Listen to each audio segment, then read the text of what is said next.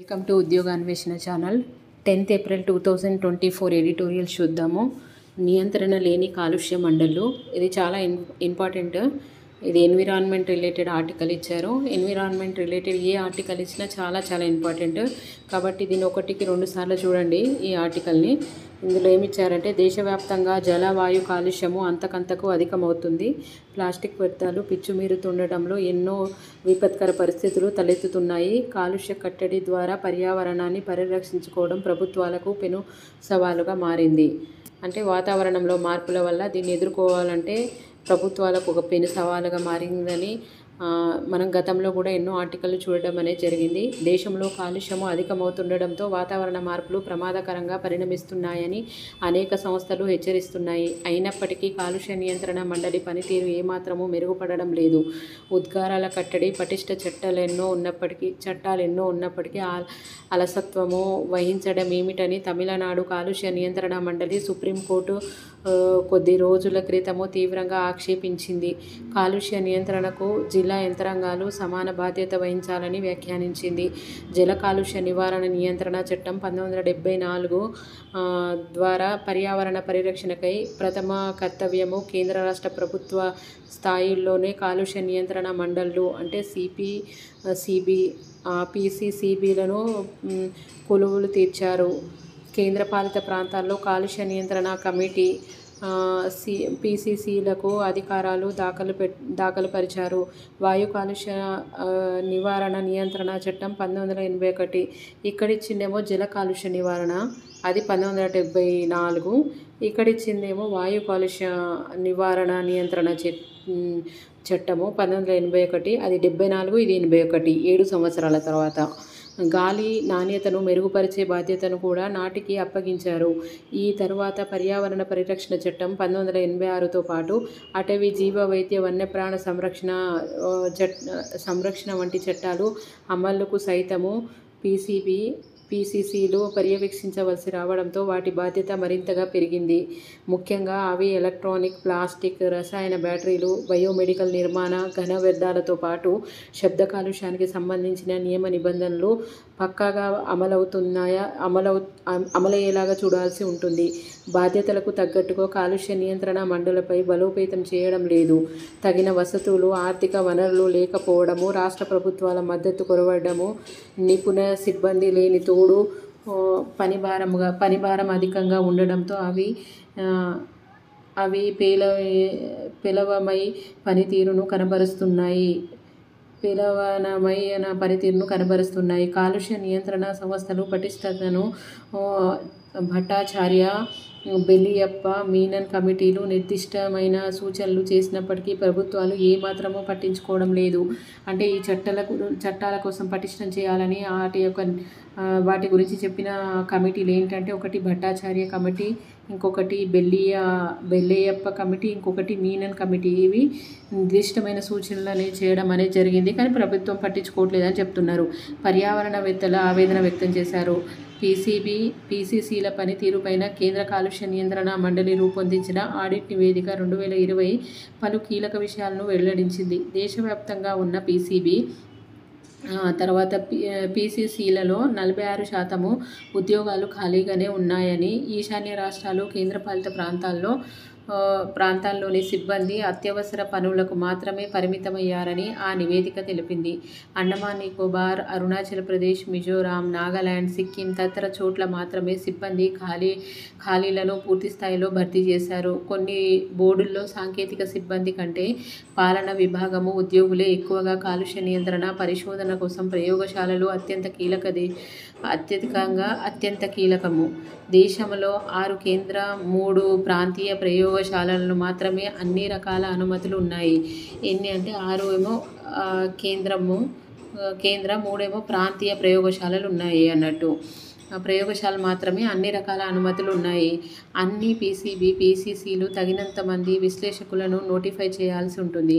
కానీ 13 కాలుష్య నియంత్రణ సంస్థలు ఒక్క విశ్లేషకుల్ని నోటిఫై చేయలేదు. ఇలా రాష్ట్రాలు కనీసం తమకంటూ ప్రత్యేక పర్యావరణ విభాగాన్ని, నివేదికల్ని రూపొందించలేదు. పలు రాష్ట్రాలకు సమగ్రమైన పారిశ్రామిక విధానమే లేదు. అన్ని చోట్ల బయోమెడికల్ వ్యర్థాల నిర్వహణ నియమాలు మాత్రమే కొంతవరకు అమలవుతున్నాయి. బ్యాటరీ నిర్వహణ నియమాలను 2001లో అమల్లోకి తెచ్చినప్పటికీ చాలా సంస్థలు తగినంత అవగాహన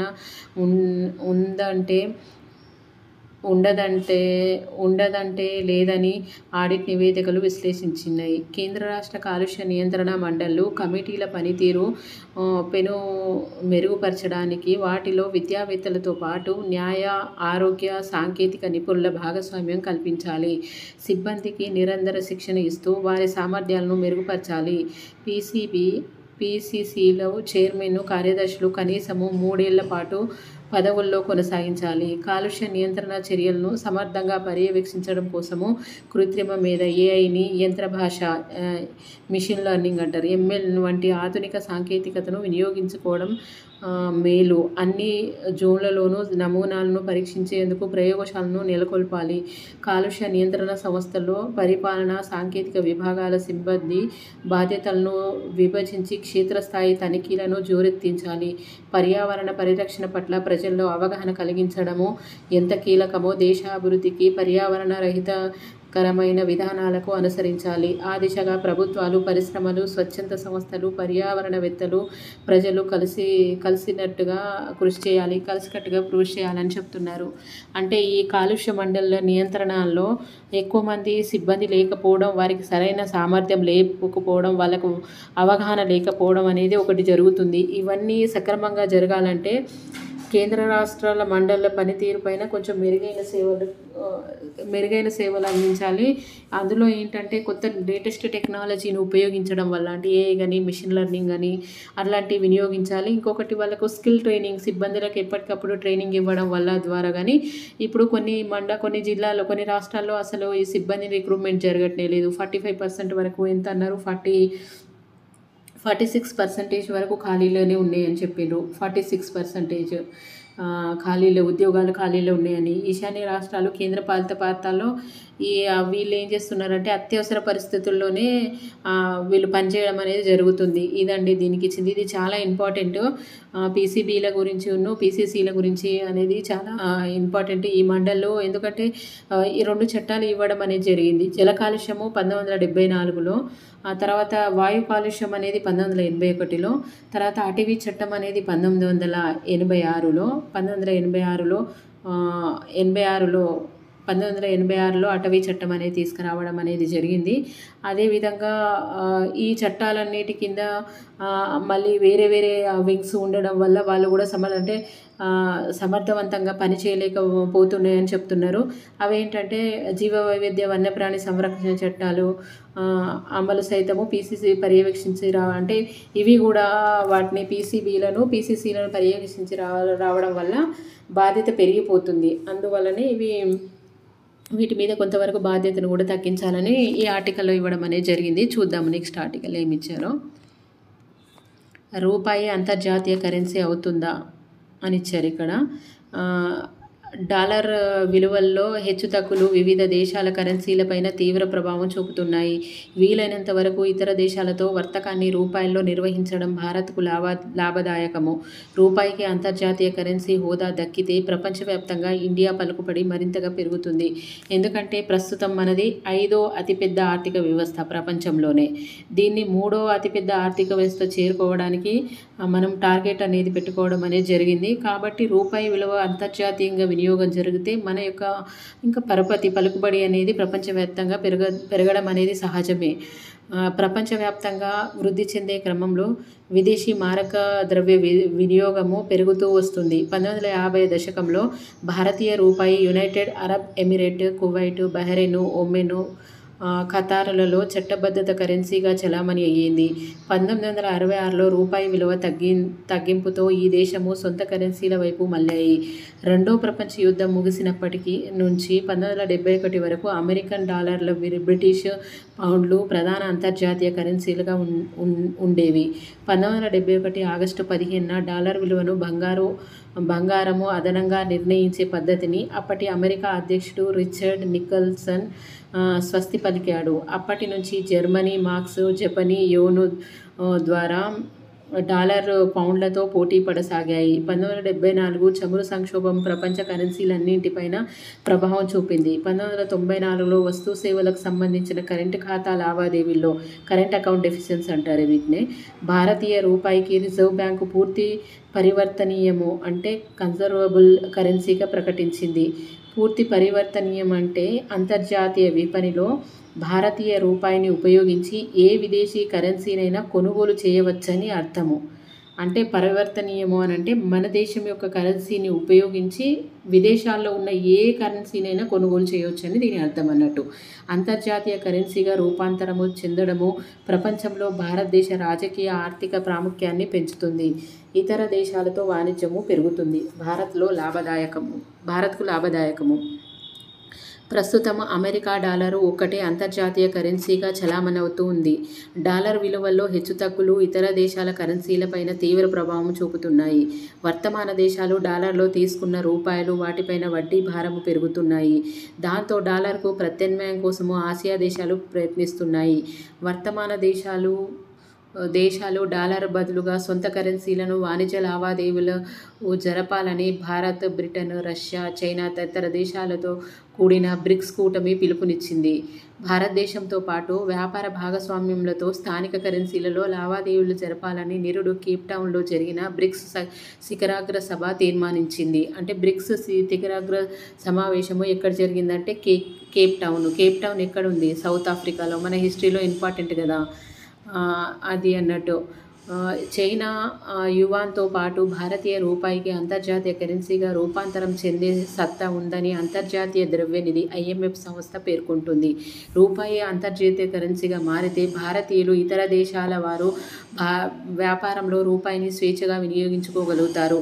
ఎగుమతి దిగుమతులకు రూపాయల్లో చెల్లింపులు జరపగలుగుతారు. పెట్టుబడుల ప్రవాహానికి రూపాయి తోడ్పడుతుంది. నిరుడు జూలైలో రిజర్వ్ బ్యాంకు అంతర్విభాగ బృందము IDG రూపాయి అంతర్జాతీయకరణకు రోడ్ మ్యాప్ ప్రకటించింది. భారతీయ కార్పొరేషన్ సంస్థలు విదేశాల్లో వాణిజ్య రుణాలు సేకరించడానికి మసాలా బాండ్ల జారీకి పచ్చజెండా ఊపింది. భారతీయ కంపెనీలు రూపాయల్లో మసాలా బాండ్లను జారీ చేయడం ద్వారా విదేశాల్లో నిధులను సేకరించవచ్చని తెలిపింది. విదేశీ వాణిజ్యానికి రూపాయల్లో చెల్లింపులు జరపవచ్చని, విదేశీ వాణిజ్యం ద్వారా ఆర్జించిన సొమ్ములో మిగులును భారతీయ బాండ్ల మార్కెట్లో మదుపు చేయవచ్చని రిజర్వ్ బ్యాంకు 2022 జూలైలో ప్రకటించింది. సోవియట్ విచ్ఛిన్నం కావడంతో ఈ పద్ధతికి తెరపడింది. తర్వాత రష్యా నుంచి చమురు దిగుమతులు రూపాయల్లో చెల్లింపులు జారపడము ద్వారా భారత్ $3,000 కోట్ల మిగుల్చుకోగలిగింది. ఇతర చమురు ఎగుమతి దేశాలకు డాలర్లో చెల్లింపులు జరపవలసి రావడం వల్ల భారత్ వాణిజ్య లోటు పెరిగిపోతుంది. అలా కాకుండా రూపాయల్లో చెల్లింపులు జరపడము ఇండియాకు ఎంతగానో లాభిస్తుంది. అవకాశాలు పుష్కలము. భారత్ UPI ద్వారా ఇతర దేశాలతో జమ చెల్లింపులు విస్తరించడానికి కృషి చేస్తుంది. నిరుడు ఫిబ్రవరి 1న Bharat UPI, Singapore pay now యంత్రాంగాలు అనుసంధానమయ్యాయి. అంటే ఇప్పుడు మనము UPI ఏ దేశంతో అంటే సింగపూర్తోని పే నౌ యంత్రాంగంతో అనుసంధానం అయ్యింది అన్నట్టు. దీనివల్ల రెండు దేశాల మధ్య తక్కువ కమిషన్తోని లావాదేవీలు జరుపుతున్నాయి. భారత్ UPIల మధ్య ఇటువంటి ఒప్పందం కుదిరింది. ఇలా సీమాంతర లావాదేవీలు పెరిగే కొద్దీ భారతీయ క్లియరెన్స్ సిస్టము ICS ఏర్పడటము సులభతరము. ఇలాంటి లావాదేవీలు పరిష్కరించడానికి ఇప్పటికీ ఆసియా క్లియరెన్స్ యూనియన్ ACU ఏర్పడింది. దాంతో స్థానిక కరెన్సీలో లావాదేవీలు పెరుగుతున్నాయి. భారత్ సహా మరిన్ని దేశాలకు ACUలోకి తీసుకురావడానికి ఆ ప్రయత్నాలు మొదలయ్యాయి. వీటి వల్ల డాలర్ ఆధిపత్యము దెబ్బతినకపోవచ్చు, కానీ భారత్ జీడీపీ వేగంగా వృద్ధి చెందుతున్న దృష్ట్యా రానున్న సంవత్సరాల్లో రూపాయి అంతర్జాతీయ కరెన్సీ ఎదిగే అవకాశాలు పుష్కలంగా కనిపిస్తున్నాయి. విత్తలోటు, ద్రవ్యోల్బణము, బ్యాంకుల్లో నిరర్థక ఆస్తులు తగ్గడము రూపాయికి బలిమి చేకూర్చి అంతర్జాతీయ కరెన్సీలో ఎదగడానికి దోహదం చేస్తుంది. ప్రస్తుతానికి డాలర్ పూర్తిగా స్వస్తి చెప్పడం కన్నా మొదట కొంత వాణిజ్యాన్ని రూపాయల్లో జరపాలి. క్రమంగా ఎగుమతులను పెంచుకుంటూ రూపాయి విలువను స్థిరంగా ఉంచుకుంటూ అంతర్జాతీయ కరెన్సీ హోదాను సాధించాలి. ఇది అండి అంతర్జాతీయ కరెన్సీ గురించి ఇవ్వడం అనేది, రూపాయి విలువ అనే దాని గురించి ఇచ్చారు. ఎకానమీలో ఇది చాలా చాలా ఇంపార్టెంట్. చెల్లింపుల కోసము ప్రత్యేక ఖాతాలు, వ్యాపార లావాదేవీల కోసము ఇతర దేశాలు రూపాయల్లో చెల్లింపులు జరపడానికి వీలుగా ప్రత్యేక ఓస్ట్రో ఖాతాను తెరవడానికి భారతీయ రిజర్వ్ బ్యాంకు 22 దేశాల బ్యాంకులకు అనుమతి ఇచ్చింది. దీనివల్ల భారతీయ వర్తకులు దిగుమతుల కోసము రూపాయల్లో చెల్లింపులు జరపగలుగుతారు. ఎగుమతిదారులు ఓస్ట్రో ఖాతాల నుంచి చెల్లింపులు స్వీకరించగలుగుతారు. 2018లో భారత్, ఇరాన్ల మధ్య కుదిరిన ఒప్పందం కింద ఇరానియన్ బ్యాంకులు భారతీయ బ్యాంకుల్లో ఓస్ట్రో ఖాతాలు తెరిచాయి. ఇరాన్కు చేసిన ఎగుమతులు చెల్లింపులు ఈ ఖాతాలో జమ అయ్యాయి. క్యూబా, లగ్జంబర్గ్ సైతం భారత్తో రూపాయి వ్యాపార లావాదేవీలు జరపడానికి సుముఖత వ్యక్తం చేశాయి. కానీ భారత్ ఆయా దేశాల నుంచి ఎక్కువగా దిగుమతులు చేసుకుంటుంది. వాటికి రూపాయల్లో చెల్లింపులు స్వీకరించడానికి ఇన్ని దేశాలు సిద్ధంగా లేవు. Singapore, Malaysia, Indonesia, Hong Kong, Sri Lanka, UAE, Kuwait, Oman, Qatar, Britain వంటి దేశాలు కొంతవరకు రూపాయలను స్వీకరిస్తున్నాయి. నేపాల్, భూటాన్, మలేషియా కేంద్ర బ్యాంకు భారత ప్రభుత్వ బాండ్లు కొనుగోలు చేశాయి. భారత్, జపాన్ మధ్య 7,500 కోట్ల డాలర్ల వరకు పరస్పర కరెన్సీ వ్యాపారానికి వెసులుబాటు ఉంది. మరిన్ని దేశాలతో సొంత కరెన్సీ వాణిజ్య వృద్ధికి కృషి చేయాలి. చూద్దాము నెక్స్ట్ ఆర్టికల్ ఏమిచ్చారనేది. అమ్మ ఒడికి అంగడికి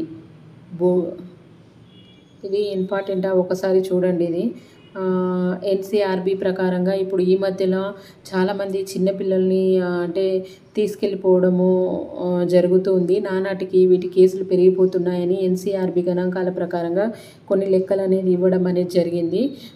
దీనికి సంబంధించింది ఇది చిన్నపిల్లల కిడ్నాప్ గురించి అనేది ఇవ్వడం అనేది జరిగింది.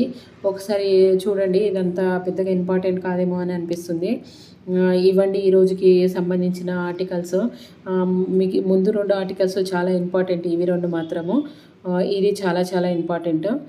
ప్రిపేర్ అయ్యే వాళ్ళకి, ఎవరైతే కాంపిటేటివ్ ఎగ్జామ్స్కి ప్రిపేర్ అవుతున్నారో వారికి ఈ ఛానల్ గురించి తెలియజేయండి. మీరు కూడా లైక్ చేయండి, షేర్ చేయండి, సబ్స్క్రైబ్ చేయండి. Thank you.